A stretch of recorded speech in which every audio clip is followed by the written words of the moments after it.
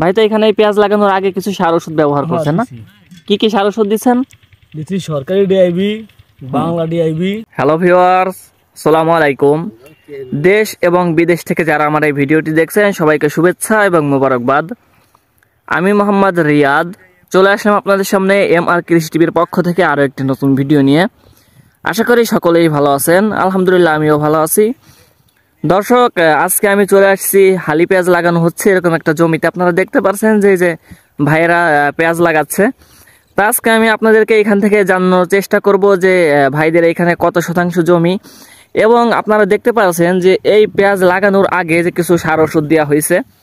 এই দেখেন তা কি কি সার ওষুধ দিয়েছে, এবং মানে এই জমিতে শতাংশে কয় কেজি পরিমাণ সার ওষুধ দেওয়া হয়েছে বিস্তারিত থাকছে আজকের এই ভিডিওয়ে।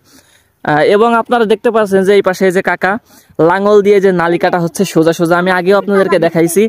এবং আজকে জানানোর চেষ্টা করব যে এই কাকা মানে কতটুক ফাঁকা ফাঁকা, মানে এক হাতে কয়টা নালি দেওয়া হচ্ছে, এবং এই পেঁয়াজগুলো কত ইঞ্চি ফাঁকা ফাঁকা লাগানো হচ্ছে, আমি সবকিছুই জানানোর চেষ্টা করব।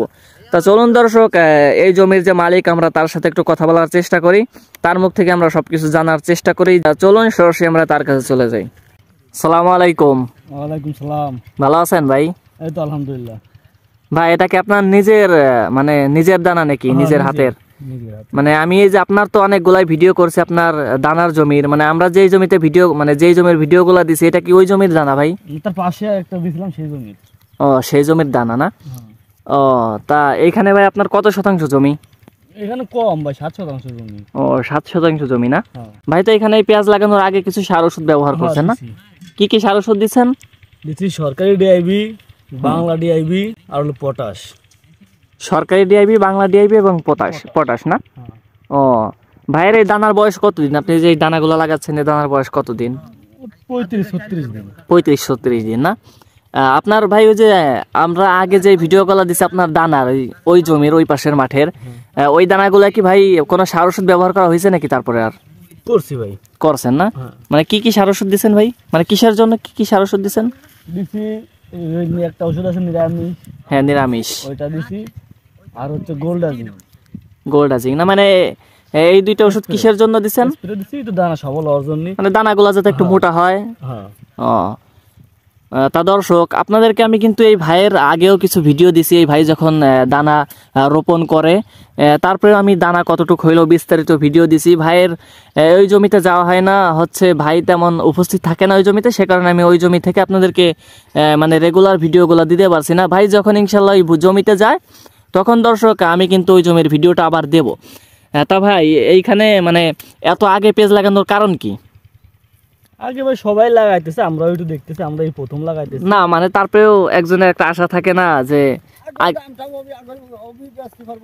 মানে আগে পেঁয়াজ লাগাইলে যদি দাম টাম ভালো পান, সেই কারণে।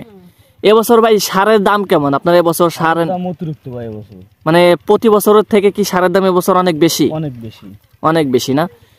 মানে সেই সারের দাম হওয়ার মানে সারের দাম কি আগেও এরকম ছিল নাকি হঠাৎ করে মানে এরকম দাম হওয়ার কারণ কি ভাই? অনেক ভাই সিন্ডিকেট ব্যবসায়ী আছে, যাদের টাকা আছে তারা অনেক কিনে রাখে এখন কৃষকদেরকে হয়রানি করে। ও আচ্ছা।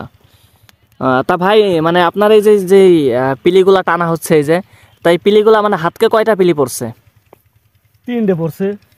হাতকে 3টা পিলি পড়ছে না? আর এই পেঁয়াজগুলা ভাই কত ইঞ্চি ফাঁকা ফাঁকা লাগাচ্ছেন? 4 ইঞ্চি 5 ইঞ্চি এরকমের। 4 ইঞ্চি 5 ইঞ্চি না? ও তা দর্শক এই দেখেন কত সুন্দরভাবে একদম, আপনারা যদি ভালো করে দেখেন যে পেঁয়াজগুলো কিন্তু একদম মানে এক সাইজে লাগানো। মানে দেখেন এমন না যে একটা অনেক বেশি আবার একটা মানে কাছাকাছি, এরকম না। ভাইয়ের মানে এই জমিতে কত কেজি দানা লাগতে পারে? এই যে দানা লাগাতে পারে তা 1 মণের কম লাগবে। 1 মণের কম লাগবে না? দর্শক আপনাদেরকে আমি দেখাই রাখি, এই যে হচ্ছে দানার সাইজ, এই দেখেন দানা কিন্তু মাশাআল্লাহ অনেক ভালো দানা হয়েছে। এবং দর্শক আপনারা যারা দানা কিনতে চান ইনশাআল্লাহ আমার চ্যানেলের সাথে থাকবেন। যখন আমাদের এলাকায় কিন্তু প্রচুর দানা আছে, প্রচুর।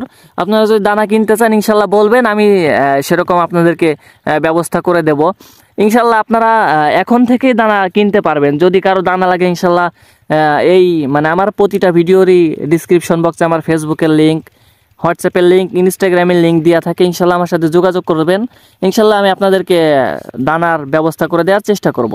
তা ভাই ঠিক আছে, আপনার এত মূল্যবান সময় দেওয়ার জন্য আপনাকে অসংখ্য ধন্যবাদ ভাই। তা দর্শক, আমি আপনাদেরকে এই ভাইয়ের মুখ থেকে এত সময় সরাসরি শোনাইলাম। আর একটা কথা ভাইয়ের কাছ থেকে শুনি, ভাই এই পেঁয়াজ লাগানোর পরে কি কোনো স্প্রে দিবেন নাকি ভাই? লাগানোর পরে এমনি আপাতত ধাপা দেয়, তারপরে পরে অন্য স্প্রে। মানে এই জমিতে পানি দিয়ে দিবেন কবে? আজকেই? আজকে না হলে আগামীকালকে। আজকে না হলে আগামীকালকে না? ও ভাই, আর একটা কথা, আমার এক দর্শক আমাকে একটা কমেন্ট করছিল যে কেদার মানে কেদার ভিতরে এই পেঁয়াজগুলো লাগানো যায় নাকি? যায় না? আমরা লাগাই নিবে আমাদের ভিতরে লাগাই। হ্যাঁ, পেঁয়াজ লাগানো যায়, কিন্তু আমাদের এই অঞ্চলে লাগায় না কেদার ভিতরে পেঁয়াজ। ও তা ঠিক আছে ভাই। তা দর্শক, আশা করি আপনাদেরকে আমি এই ভিডিওটি যেটি জানাইতে পারছি। তা ভিডিওটি কেমন হয়েছে অবশ্যই আপনার সুন্দর মতামতটি কমেন্ট বক্সে বলবেন, এবং ভিডিওটি দেখে যদি আপনার ভালো লেগে থাকে তাহলে ভিডিওটিতে অবশ্যই একটি লাইক দিবেন এবং ভিডিওটি শেয়ার করে আরেকজনকে দেখার সুযোগ করে দিবেন। তা দর্শক, যারা আমার এই ভিডিওটি আমার ইউটিউব চ্যানেল থেকে দেখতেছেন অবশ্যই আমার ইউটিউব চ্যানেলটি সাবস্ক্রাইব করবেন, এবং আমার ফেসবুক পেজ থেকে দেখে থাকলে অবশ্যই আমার ফেসবুক পেজটি ফলো করবেন। তো দর্শক, আজকের মতো এখানে বিদায় নিচ্ছি, দেখা হবে আবার নতুন কোনো ভিডিও। সে পর্যন্ত সকলেই ভালো থাকবেন, সুস্থ থাকবেন। আসসালামু আলাইকুম।